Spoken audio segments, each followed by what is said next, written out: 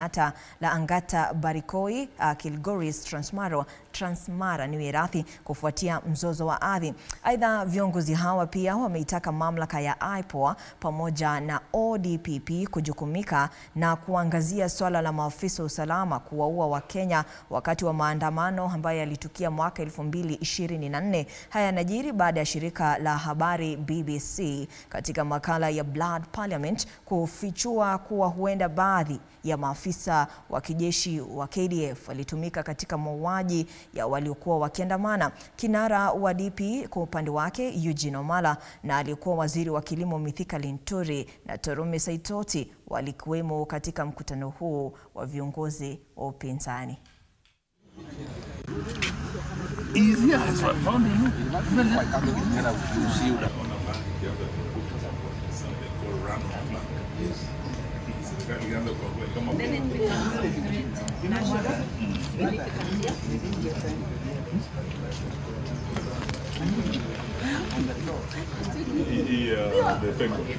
It is very good. You must go.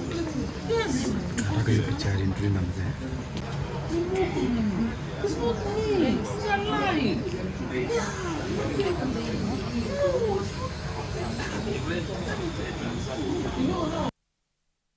Na bila shaka mtazamaji, taarifa hiyo tutakuwa tukikuletea kwa ukamilifu wake kwenye taarifa zetu zifuatazo za saa 1 na saa 3. Tuangazie taarifa nyingine. Wahudumu wa afya kwa wote yani UHC kutoka kaunti mbalimbali wanafanya maandamano ya amani hapa jijini Nairobi